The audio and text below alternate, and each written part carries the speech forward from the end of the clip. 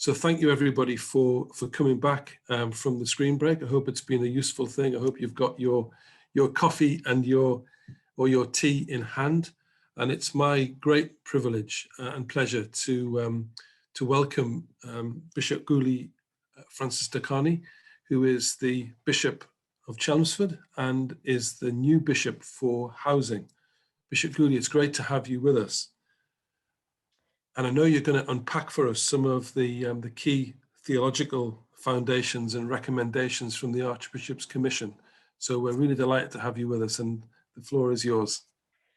Thank you very much indeed, Ian, and good morning, everyone. It's a real privilege to be here with you. I'm sorry I can't be with you for longer, but delighted just to be able to drop in for a brief period of time.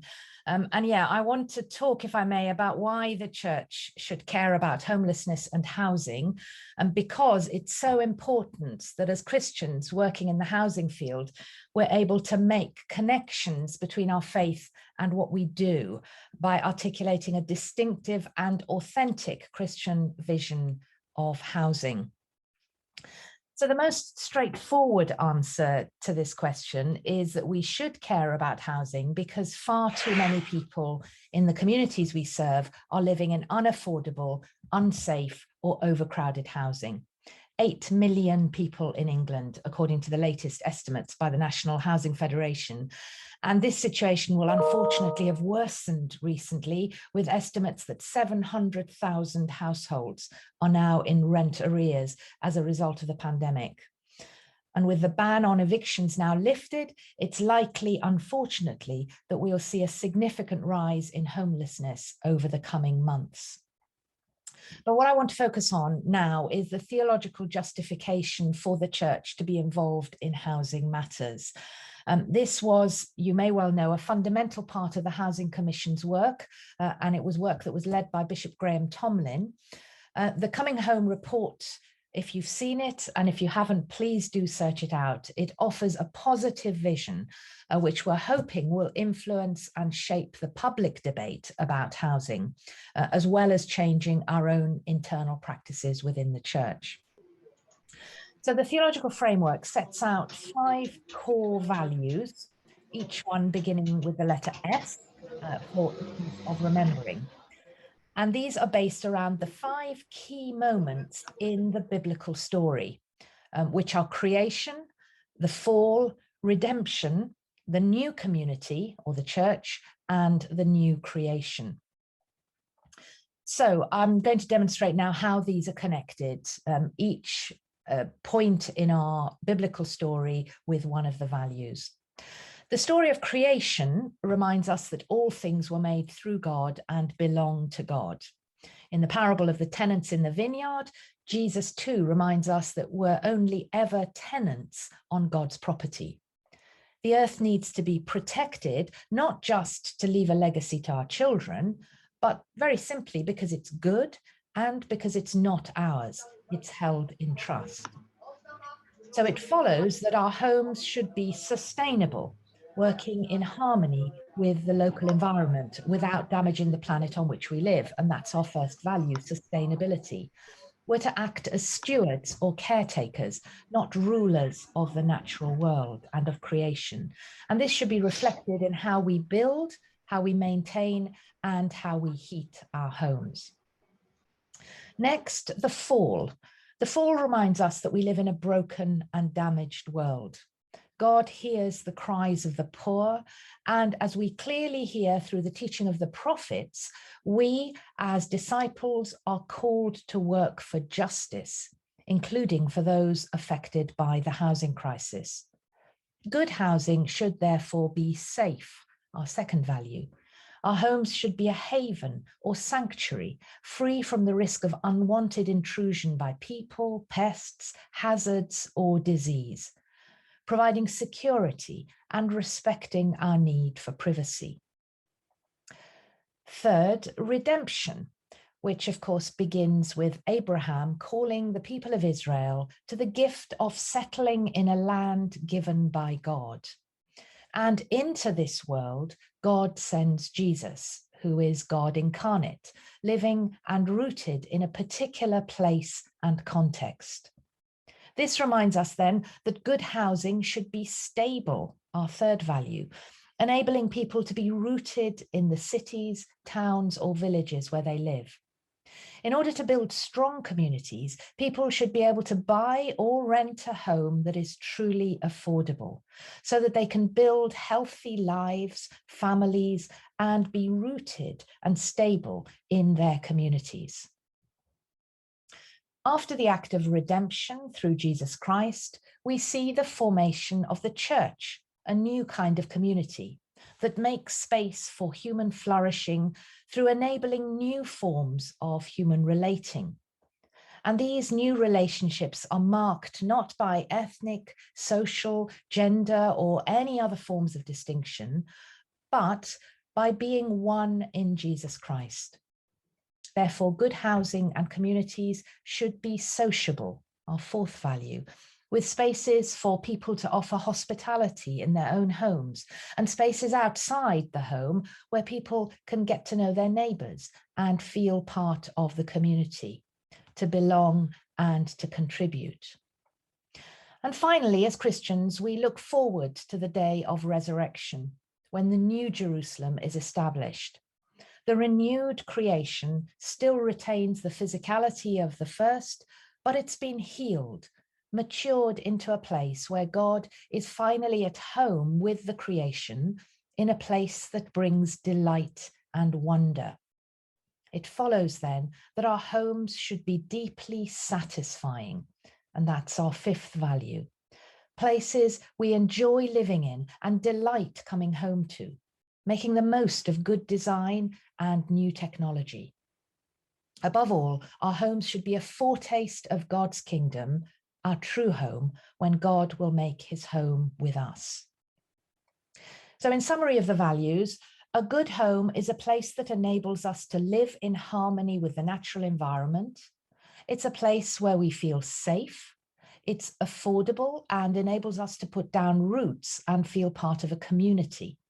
It's somewhere we enjoy living in and delight coming home to. But there's one other essential element to consider if we're to solve our housing crisis, one which also lies at the heart of the Christian story, and that is sacrifice. Sacrifice applies particularly to ourselves as the body of Christ, but it's also an important theme that we need to feed into the broader public debate about housing. At present, the cost of the crisis falls largely on the poorest, those living in unaffordable or substandard housing. But the housing crisis won't be solved without a willingness on behalf of all the actors, all the stakeholders in the housing market to share this burden, and that's where sacrifice comes in. And it includes homeowners, landlords, developers, landowners, and government. For example, we believe that homeowners shouldn't necessarily expect the value of their housing asset to rise every year, and they should resist the temptation to oppose new developments in their area. We also believe that landlords should ensure that the financial return they seek on their property isn't at the expense of providing a good home for their tenants. That developers must take into account the environmental and social, as well as the financial benefits of new developments.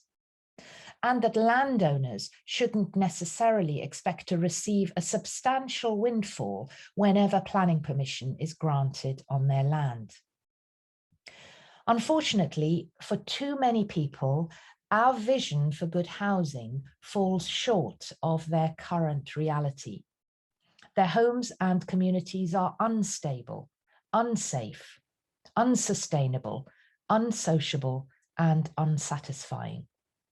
We can and must do more as a nation, and we want the church to be part of the solution by using our resources, our land, buildings, assets, and people to help create truly affordable, high-quality homes and communities where people want to live. So in the few minutes that I have remaining, I want to say a little bit about what the Church of England is planning to do to implement the findings in the Coming Home report. Later this week, on Saturday evening, our General Synod, the Church of England General Synod, will be debating and voting on a motion to support the report's core recommendations. Crucially, the motion will explicitly recognise that addressing housing need and strengthening communities is an integral part of the mission and ministry of the Church of England. This is important because it affirms the work of those who, like many of you, I guess, are already engaged in housing, either with your church or professionally, but it'll also challenge those who don't yet see this area of work as part of the Church's mission. In addition, the presentation to Synod will endorse the Church Commissioner's commitment to the UK Stewardship Code and to managing its strategic land portfolio in a way that takes full account of the social and environmental, as well as the financial benefits of any new development. We believe that it's crucial that the national church leads by example, which means that we hope and expect to see many more truly affordable homes being built on church land, with a shift towards developments that give a much higher priority to community infrastructure and environmental sustainability in line with our 5 core values. The paper to Synod also seeks to clarify the legal position in relation to the disposal of church land. There are already many situations where dioceses and parishes are permitted to sell land at less than its full market value, if this means that it can further the mission ministry of the Church of England in other ways, for example, through provision of affordable housing or community spaces. Now, we want to encourage this by clearing up any misperceptions or confusion concerning charity law. Further down the line, we're hoping that new powers will be drafted that'll give dioceses additional flexibility to use their land for broader missional purposes, where there are currently restrictions on this, for example, on glebe land or former church school sites. None of these changes will force dioceses or anyone to use their land in a particular way, but the changes will give them the freedom to do what they believe will contribute most to furthering the mission and ministry of the church in their particular area. One thing that's clear is that the church can't do all of this on its own.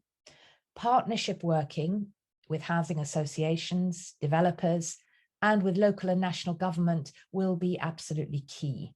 So we're looking for partners who genuinely want to commit to the core values and want to work with us, with 2 general aims in mind: helping the church to play a strong, generous, and inclusive role in serving its local community, and helping more truly affordable homes to be built and existing communities strengthened. The Archbishop's Housing Executive Team, who work alongside me and really hold the expertise and the experience, are already exploring a number of exciting opportunities for new church-led housing schemes across the country. So, for example, we're working on a housing investment fund, as well as a development company. We're also exploring the potential to set up a national church housing association with a strong local presence and real emphasis on community building, again, working in partnership with others. We also have a geospatial map of all of Church of England land and buildings across England. This is an extraordinary strategic tool which enables us, or potentially enables us, to identify suitable opportunities for developing homes on church land, and also looking to see what other land may be available around us where other partners might want to come in and contribute. But just to be absolutely clear, all of this isn't about selling off church assets to make money. Wherever possible, we want to retain ownership of our land and assets in order to generate long-term income to sustain and expand the work of the church. So this, ideally and at its best, is a win-win situation. It will serve the mission and ministry of the church, offer affordable housing to those who are poorest, but also bring in some income to the church. And last but not least, we want to celebrate and encourage local church responses to the housing issues affecting their communities. During the course of the Housing Commission, we've identified a diverse range of innovative church-led housing projects from across the different Christian denominations, and we've shared that information and learning around these projects in a dedicated section of the Housing Justice website, which is called What You Can Do. I'm hoping that perhaps somebody might be able to post the link into the chat so that you can access it if you haven't already seen it. As well as online guidance and case studies, the website has links to a series of videos on the 5 core theological values, a course that can be done with local churches, and what all of this means for individuals, churches, and wider society. I'm hugely looking forward to my time as the Bishop for Housing. I am on a very steep learning curve, but I always enjoy learning more about good news stories and about what the church is doing and is hoping to continue doing to tackle the housing crisis over the coming years. Thank you for listening.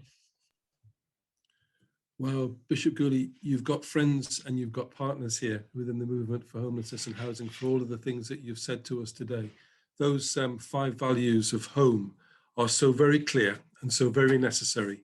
And I love the comment you made about the sense of sacrifice that's needed, being part of the solution, and this being the integral mission of the church. So we just wanted to say to you, God bless you in your role as Bishop for Housing, and God bless you on Saturday as you bring this motion to Synod.